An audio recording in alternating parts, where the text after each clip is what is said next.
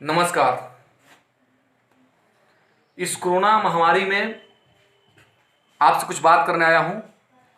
बस यही कहूँगा कि मानिए और बात रही परिवार के साथ, समय व खराब मिली ना जवाब। तो घर में रहना है, सरकार के निर्देशों का पालन करना है। जो हमें गवर्नमेंट निर्देश देती है उसका पालन करना आज मजबूरियां होती जा रही हैं, क्योंकि इस पैंडेमिक में भी कोरोना वायरस का जो काल चल रहा है, इस काल में अभी तक कोरोना वायरस का कोई उचित इलाज नहीं है। इसका जो नेचर है, अभी तक इसके नेचर के बारे में, इस वायरस के नेचर के बारे में WHO ने भी कंफर्म नहीं कर पाया है, और कब तक वैक्सीन आए इसका भी हमें पता नहीं है। इसीलिए मैं सभी जनता जनार्दन से रिक्वेस्ट करता हूँ कि इस वायरस के प्रकोप को समझिए।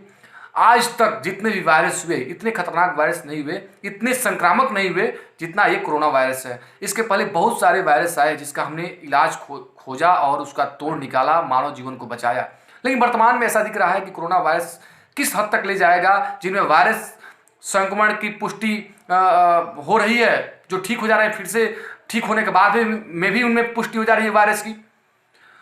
इसके लक्षण जिनमें नहीं है उनमें भी वायरस की पुष्टि हो रही है।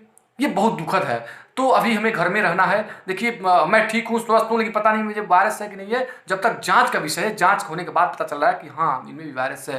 क्योंकि अभी कई सारे केसेज आए हैं जिनमें वायरस का कोई लक्षण था ही नहीं और वो कोरोना वायरस से पीड़ित थे। तो रिक्वेस्ट है कि आप लोग सरकार के निर्देशों का पालन करें जब तक लॉकडाउन होता है। देखिए, जब भी आपदा आती है, विपदा आती है, तो परेशानियां होती हैं। उसमें परेशानियों का सामना करना पड़ता है। उसमें जो क्षति होती है, उस क्षति का भरपाई नहीं हो पाता है। क्योंकि देखिए, आप जीवित रहेंगे तब आने वाले भविष्य का आप लाभ उठा पाएंगे, उसमें अपने जीवन को व्यतीत कर पाएंगे। यदि आज जीवित रहेंगे तब, आज जीवित रहना, अपने जीवन को बचाना सबसे बड़ी बात है। बहुत बड़ी बड़ी व्यवस्थाएं ध्वस्त हो गई, बहुत बड़े बड़े अर्थव्यवस्था ध्वस्त हो गए, बहुत बड़े बड़े जो बिजनेसमैन थे उनके बिजनेस धराशायी हो गई।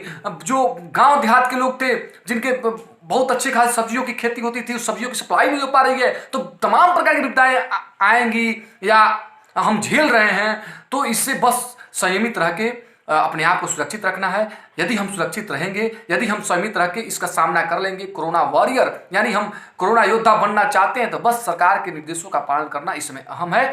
यदि हम सोचे कि नहीं, मैं इसमें पैसा कमा लूँ, इसमें मैं अपने आप को सही कर लूँ, तो संभव नहीं है। आप चुपचाप घरों में रहिए। यदि आप ज्यादा हाथ पांव चलाएंगे तो कोरोना वायरस से आप भी संक्रमित हो जाएंगे। आप तो संक्रमित होंगे, आपके चलते समाज को संक्रमित करेंगे। यदि मैं संक्रमित होता हूं तो मेरे रिलेटेड जितने भी लोग हैं वो सारे संक्रमित हो जाएंगे। क्यों हो जाएंगे? बाय द वे, मिलने आएंगे, वो हमसे मिलेंगे, वो दूसरे तीसरे से आएंगे मिलने। तो ये मेल मिलाप का जो विषय वस्तु है, इससे ये आगे प्रसारित होते जाएगा। इसलिए रिक्वेस्ट है कि हमें लॉकडाउन के नियम का पालन करना है। अभी नहीं लगता है कि इतना जल्दी लॉकडाउन खुलेगा, इसलिए आदत डालना पड़ेगा परिवार के साथ रहने के लिए। और दूसरी चीज़ है कि जितना हो सके आप लोग गरीबों का मदद कीजिए। आपके आसपास में आपका जहाँ तक हाथ पहुँच पाता है, अपने हाथ से दिल खोल कर मेहनत कुछ करने की बात है। क्योंकि मानवता इसी में है कि हम अपने अगल बगल के लोगों को, यदि वो लोग हैं वैसे लग रहा है कि हाँ, ये इसको सहयोग की आवश्यकता है, तो उसे सहयोग करने में क्या जाता है, थोड़ा सा सहयोग करना पड़ेगा। क्योंकि सरकार की हाथ पहुंच पाए कि नहीं पहुंच पाए मैं नहीं जानता हूं, लेकिन आप यदि संपन्न हैं तो आपका हाथ पहुंच सकता है। अगल बगल आपके घर के अगल बगल यदि ऐसा है तो आपका हाथ पहुंच सकता है।